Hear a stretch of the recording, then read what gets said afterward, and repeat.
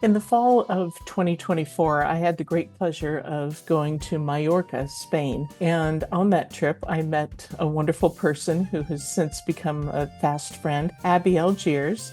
And she is a freelance writer who specializes in travel, golf, wellness, and storytelling. And she has a wonderful Substack newsletter called What I'd Rather Be Talking About. And I was honored to be one of her subject matter for a segment of Who I'd Rather Be Talking About. I'm Courtney Drake McDonough, the publisher and managing editor of RealFoodTraveler.com and the host of the Real Food Traveler podcast. And I am so happy to have my friend Abby here today as our guest. And she's going to talk about Spain and Spain beyond what we experienced together in Mallorca, because she has had the wonderful fortune of traveling to Spain many times. And she's going to talk to us not only about the travel scene and the food scene, but also really the culinary experiences that go along with it, because it is more than just eating good food when we travel. So, Abby, thank you so much for joining me and welcome to the Real Food Traveler podcast. Thank you, Courtney. It's so great to be here and be on your wonderful podcast and get to share a little bit about Spain and why I love it. Why I think when we met, I told you that it was my 18th trip to Spain. And um, that when I tell people that they're like, really? Why Spain? Why do you Yeah. choose to go back so often? Um, and it really goes back to when I was 10 years old. I was the youngest of five kids, and my older brother was studying at university in Spain, and my parents took me there over the Easter holiday. And it was kind of an incredible moment. I just fell in love with Madrid from the moment the plane landed, and I just, as even as a little kid, felt this connection to Spain and knew like everything seemed familiar to me. It just seemed like a place that was home to me. And subsequently, I took summer school that summer as a little fourth grader, and every summer after, majored in it in college, went on to study or teach Spanish, and then just continued to go back there every single chance I could get as an adult. And one of the ways that I found to get back to Spain, and that people can go to Spain and for free, is through a program called Pueblo Inglés that I discovered in 2012. And basically, this is a volunteer program for English speakers, so you don't have to speak Spanish. And I discovered this program and that I could spend a week in a little village called La Alberca in Spain. And I would live with other English volunteers and Spaniards. And all we would do that week was speak English with these Spaniards. So that was an incredible week where I met Spaniards from all of the regions of Spain. And it was then that I started to learn about how different regions have different traditions and different food. I thought that the Spanish tortilla, which is like the egg omelet, I thought that was just like, okay, that's one of the dishes of Spain and maybe paella. But I learned that the different regions have different dishes based on kind of the climate and the history of the region. So that kind of instilled this love of Spain and a greater love for its culture from that trip. So that trip kind of launched me into several trips throughout the country to visit my friends in various parts and just discover some places. I, Um, I, I didn't even know that program existed. That's so good to learn about that. yeah, it's Yeah. great. And I'll give you a link that you could include for any interested people, because all you have to do is speak English. If you speak Spanish, they don't want you to speak Spanish. In fact, it's banned. So you don't have to Hmm. worry about, oh, I don't speak Spanish to do this. You just have to be a conversational adult, English speaker, and you qualify to apply for the program. Wow. That's great. I also really, really love what you said about how you just took to Spain so immediately and felt such a connection. I've done that once or twice, not to that degree, but I can imagine what you felt. I can get that. And I think I don't know what that means, like universe wise or something I that, know. that you're meant to be, they are meant to be connected to it. But that's great that you've been able to go back so many times. And that leads perfectly into one of your early trips, which was to Pamplona and San Sebastian. So tell us about that one. Yeah, so that trip, my husband and I went to Pamplona and San Sebastian for two purposes. I was going there to kind of do some articles on the pincho scene in both cities. And pinchos are what many people think of as tapas. Now, you've probably heard of tapas that are the snacks that you might eat in Spain. Tapas and pinchos are small snacks that you go to a bar, like it could be like a little sandwich with calamari, squid in it. It could be Spanish tortilla, could be olives. So they're snacks eaten in between meals, normally between like 5 and 7:30 or 8. And in northern Spain, they don't call these snacks tapas, they call them pinchos.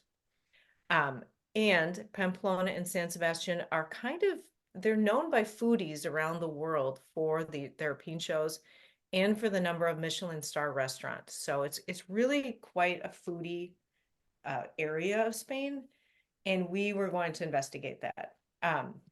So we started out in Pamplona, and we had one of the local guides who's pretty famous in the area. His name is Francisco. I will give you his last name to conclude in the show notes, but he's worked with Rick Steves, and he's just so knowledgeable about Pamplona, and he really took us around.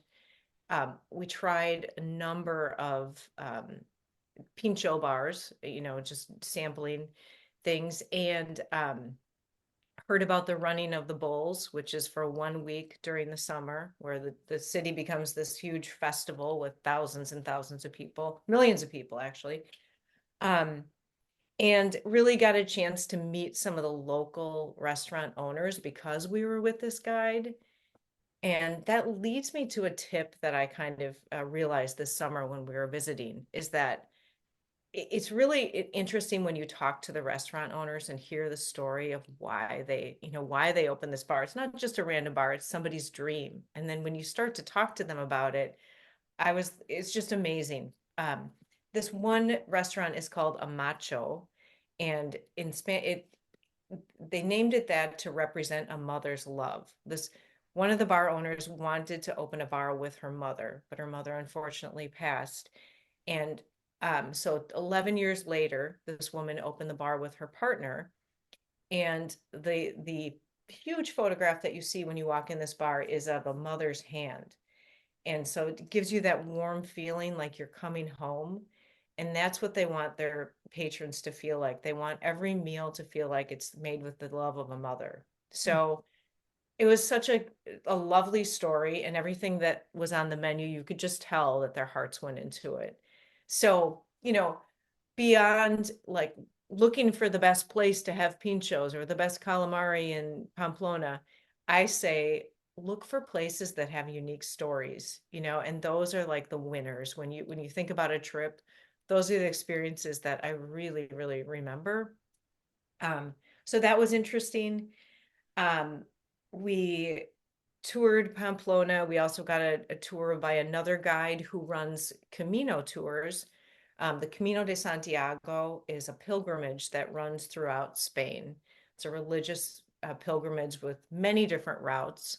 One of those goes through Pamplona.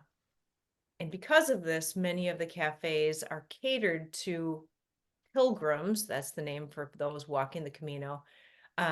Pilgrims who stop along the way. So they'll have good deals on meals or for the pilgrims and good deals on pinchos. So that's just kind of another little side note. And then we went north to San Sebastian after a couple days in Pamplona, which is really like the Michelin star capital of Spain, and has incredible restaurants, over 200 pincho bars, and just the coolest atmosphere for food. I really advocate doing food tours for people when they go to a destination and early on in their visit, because it's a great way to kind of get the lay of the land and get to know different restaurants. You do get that insider's view that you might not, when you've got a tour guide, that you might not if you just walked in and sat down. And the other great thing about them is if you find several that you just really loved, now you know about them and can go back for a full-on meal, and not just the little tastes that Right. food tours afford you. So that was wonderful that you had that experience. And I just recently learned about the concept of pinchos from one of our writers, Ed Placidi, on our article. So I'll include a link to his article there too, because it goes into a little more explanation and has some really wonderful photos and that I'm sure when you look at it, Yeah. you'll be like, oh yeah, that's like something we had. It's a wonderful experience. And then another trip you did was to Zamora. Yes. So one of my friends that I met when I went to Pueblo Inglés in 2012 was this woman about my age who lives in Zamora, and she talked so highly of her city with such pride. It's known for its art, it's known for its museums and cathedrals, and it's known for having one of the oldest Holy Weeks in all of Spain. And Holy Week is a very important event throughout Spain. They call it Semana Santa, which translates to Holy Week. So when I heard her talking about it in 2012, I kind of planted that seed in my head and thought, someday I'd really like to experience Holy Week, because it's what it is it's a week of processions. All of Holy Week, they have processions day and night, and food and celebrations going on at the same time. And it's just an incredible, moving experience. Um, the different regions of Spain have different types of, say, Holy Week processions. For example, Zamora is in the north, where life is a little bit harder. It's colder, it's like more rugged in the mountains, and the food is reflected in stews, like heartier food, than if you'd go to Sevilla or Cadiz in the south, where it's warmer. The colors are brighter during the processions. It's a more joyful, lighter kind of a vibe. um so when I was there in Zamora, I just was taken by the spirit of the people and their traditions during that week. They'll stay up all night on the night of Holy Thursday into Good Friday, watching processions. And then a tradition is to have something called sopa de ajo, which is garlic soup, basically. And they'll eat that soup after they've been awake all night. Or they will eat a meat, or not a meat. Sorry, I'm looking for huevos fritos. So it's like fried eggs in the morning. They just have typical foods that they eat during these celebrations, which was really interesting to learn about as well. That sounds delicious. I got a taste of that because I have not experienced Spain nearly to the degree you have. But when we were in Mallorca, I was so interested to learn that the different villages have their own celebrations because they have Oh, their own saint that is sort of iconic to that particular region. And it just makes me realize, I kind of hate to say it, but that in the US we just don't do stuff like that. Other countries are just so into tradition and ceremony and these wonderful cultural celebrations. And well, that's one of the reasons we travel, is to find out how other ex- people do things. And so that's so interesting to find out just how intensely everything comes to a stop to celebrate Holy Week and other festivals that they have there. exactly. And when I was, preparing to go there, I was thinking that everyone was super religious. Everyone who attended in all of Spain, and well, Spain, yes, is very religious. The celebrations aren't just for the churchgoers. Everyone participates kind of on a spiritual, like reflective sense. So it's really participation of the masses, and people come back to their village for these processions. So it kind of goes above and beyond what we typically think of like a religious procession. It's really a community event, which kind of like you said, we don't have that here, and Mhm. it's so nice to see that. Yeah, that's really lovely. Another trip you did was actually a yoga retreat in a place called Cadiz. Am I pronouncing it right? Yes, yes. Yeah. Yeah. Tell us about that one. Yeah, so after doing Pueblo Inglés for a number of years, volunteering to teach English, I thought I could do one of these myself. And since I like practicing yoga as well, and I like investigating wellness concepts, I came up with an idea to hold my own English immersion at a yoga retreat, and invite my Spanish friends who I'd befriended who were learning English.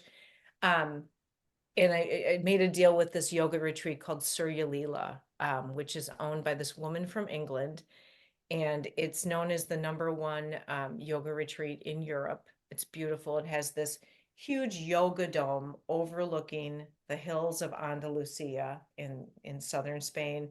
So basically, it's like a dome with just a clear face, and you look out at sunflowers, like miles and miles of sunflowers, just every bit as incredible as it sounds. It was just Hmm. amazing. And the vibe there is very peaceful and yogic, as you can imagine, but you could just tell the care they put into everything they did, including the food, which was grown there. It was organic. They used, just sustainable agricultural practices to conserve water. They do it, they do everything the right way.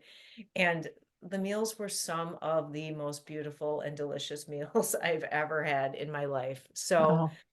just another example of how you can travel and experience food, and you can kind of, decide like I really want to try to have a wellness vacation. So you could find that in Spain. Like typically if you go to Spain, you're trying calamari or other fried things, and they're delicious. But if you're going for a wellness vacation, maybe not, what Hmm.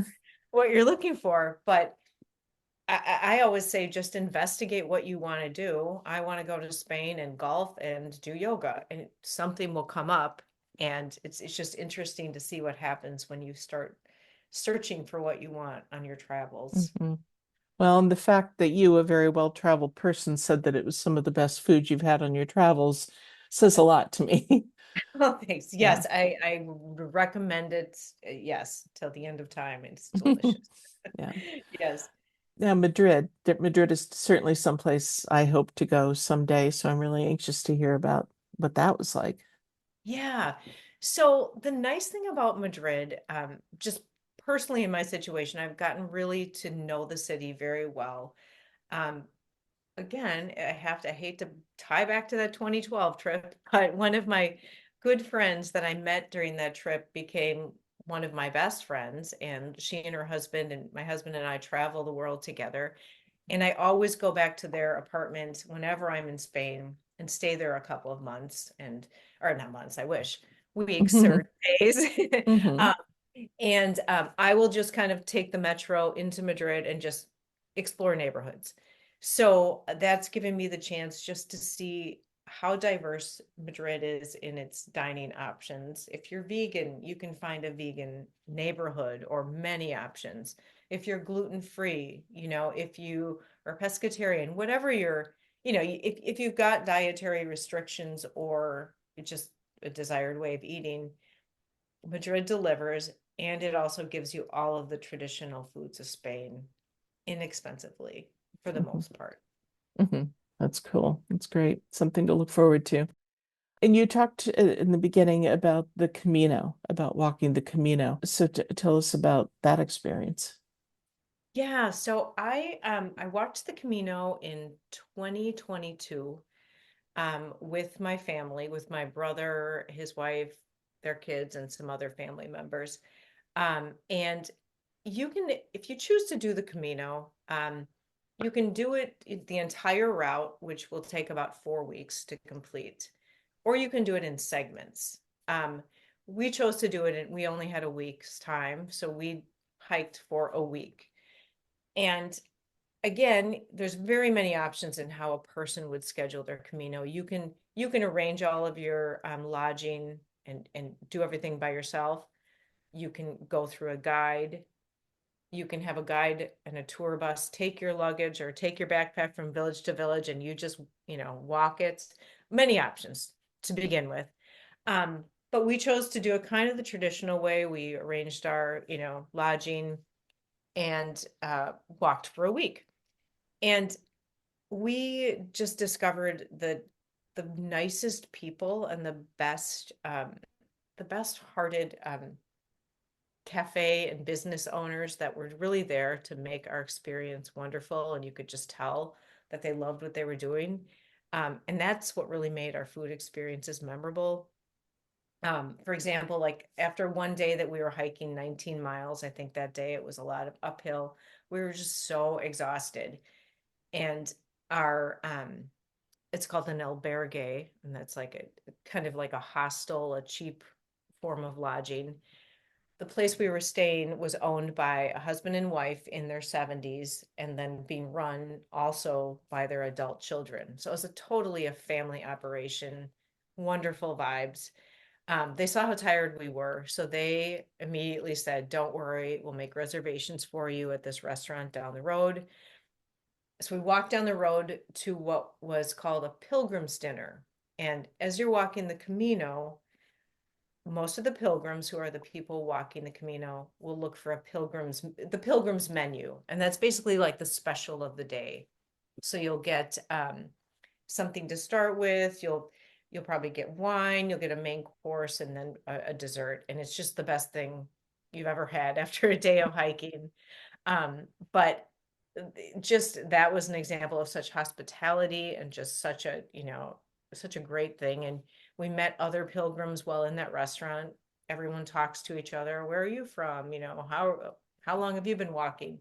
So it's really just this communal experience that every place you go, you'll meet someone either in a cafe or restaurant or at night, at your lodging, and you're just kind of part of this traveling family that people call your Camino family, that just grows and grows the closer you get to your destination um, in Santiago de Compostela, which is where the cathedral, the culminating point of the Camino is.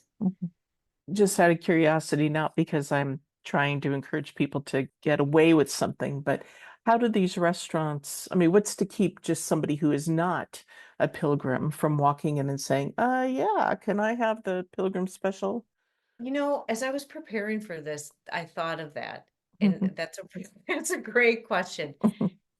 I I'm just gonna say I believe it's just for pilgrims, but I'm not sure if it's just a special that they offer for everyone and kind of like a code that you're like kind of a jerk if you know. I'm just kidding. Yeah, yeah. But kind of, I'm not really sure the answer to that. I'm gonna be honest, but all I know is that it is like a known thing, and when you're walking through villages, typically, that the people that are new in the village is a pilgrim, because some of these smaller towns, it's like, if you're a pilgrim, if you're not a pilgrim. Mhm. Um, Maybe that's how they do it, but I'm really not sure if there's strict rules on that, or it's Right. just a fancy name for a special of the day. Right. Right. Well, and having a sister-in-law who did walk the Camino, I'm sure you also have a certain look about you of Yeah, weariness, by the we look time you get there, tired. Yes, starving. totally. Yeah. Yes, they're like, Yeah. okay, they need food. Yeah, exactly. Well, I'm going to put you on the spot for three little questions here. Okay. One, and I know this is going to be like deciding between a favorite child or not, but Okay. if somebody could only go to one place in Spain, yeah, they only had the opportunity or the money to do it, what would you recommend where they go? Wow, that is a really tough question. I would I would say Madrid because there's so many different neighborhoods in Madrid, and you get the feel for what Spain is. Um, and this might be cheating on your question, but okay, if you can only go to let's pretend that you can only go to one place and you're staying there for a week in Madrid. There is Mhm. so much to see. I mean, there's so many museums, the Prado, the Reina Sofia, little museums, just wonderful dining, every type of cuisine, every Spanish food, the oldest restaurant in Madrid, everything. But then the train system makes it so possible to quickly visit other cities. For example, this summer, my husband and I were staying in Madrid, and we decided we wanted to go to Valencia for the day. So we took a high-speed train. I believe it took about an hour and a half, and we were there, in the blink of an eye, went to all around Valencia for the day, came back to Madrid. We could have done the same thing to go to Toledo. So it's a great launching point. You can it's nice to have your things in one place so you're not lugging your suitcase around. So you could visit other cities easily thanks to the transportation in Madrid. And if there was one food that you said to somebody, when you go to Spain, do not miss having this food or this drink, what would they be? Okay, I would say calamari, Okay. hands down. If I could eat one food for the rest of my life, it would be calamari from Spain. I love it. Hmm. Um, yes, so I'd say definitely fried calamari. Okay. Um, and one drink, I would just say get the wine of the region where you are. Different regions of Spain have their own, special wine, and I would say it's sort of your duty to try the wine Mm. of the region. So I would say the wine, the Rioja is my favorite Spanish. Okay. Okay, great. Well, I didn't flummox you at all with those. Not that I was trying Great. to, but those are great, very helpful answers. Before we sign off for the day, is there anything else you want to tell our listeners about visiting Spain and wonderful culinary experiences? I would just say, oh yeah, I would say, before every trip, before wherever I'm going in Spain, I am all over YouTube and podcasts. Like I'll Google restaurants in Pamplona, and just see what podcasts come up, or chefs from Pamplona, or whatever, wherever you're going. I would just watch as many YouTubes, investigate online, just find out, off the beaten path, San Sebastian, and see what's out there. It's always fun to discover the off the beaten path restaurants and secrets. So I would ask people, like, I don't want to know the top 5 tourist spots. I want to know what are the secret spots that the locals go. Hmm. So I always like to investigate that. If you know Hmm. someone who's been there often or lives there, find out where the locals go and go there. Yeah, that makes me remember of a webinar that I attended. Now, I feel terrible that I can't remember her name right now, but she's a travel expert and she's written several books. But that particular day, she was talking about Venice. And she said that her general rule when she's traveling, and Venice was a prime example, is to avoid the brass and glass, is what she talked about. The restaurants that have huge glass windows and are very shiny and pretty, and that often have somebody standing outside with the menu trying to lure you in, that those are the touristy places. And in some cases, like in Venice, aren't even owned by Venetian people. They're owned by people from other countries. And so the money doesn't even stay, Right. there locally. And instead to go 2 or 3 blocks off of those main drags, find the places that even aren't obviously a restaurant. Like maybe there's just a little sign, just a door, small window, nobody standing outside, and peek your head in and ask if, are you a restaurant? Can I come in? And Right, that's where right. you're going to find the local mom and pop places where the money stays there, where the food truly is traditional, and it's where the locals eat. And we, in fact, followed her advice in Venice and found a place down an alleyway and ended up Oh, walking in through the kitchen. And they said, sure, come in, come in. And they took us into the dining room and we had a really wonderful meal. So that theory does work. So that kind of partners exactly with what you were saying with those off the beaten path, maybe not so yeah. obviously restaurant places. Yeah, and what you said reminded me too of, like, in Spain, the Plaza Mayor in Madrid is the main square, like the pomp and circumstance. Go to Plaza Mayor, but don't eat around the perimeter because it's very expensive. So if you want, Hmm. like, go, like you said, go a couple blocks away, from the main Plaza Mayor, the main central square that every city has one. Yeah. That's a great point. Yeah. You can still walk around there and sit Yeah, oh, around there, for sure. just don't Yeah, necessarily have your meal there. exactly. Yeah. Yes. Yeah. Well, this has been so informative and fun, and you really make it come alive. Make me, and I'm sure our listeners, want to go to Spain and really explore, and you've given us great advice. So thank you so much. Tell people how they can reach you, where to find your e-newsletter and where you are on Sure. social media, or any way you'd like people to reach out to you if they'd like to know Okay. more. Thank you. Yeah. So on social media, I'm at Abby Algiers, ABBEYALGIERS. My website is abbyalgiers.com. Just remember EY Abby. And then my Substack is abbyalgiers.substack.com. But if you just Google Abby Algiers Substack, should come up. I do write about Spain quite often in my Substack. So if you're interested in Spain, or even I write about golf tourism and food along the different golf trips that I take. So I always try to incorporate some food talk into my material. So subscribe and I will share as much as I can. Okay.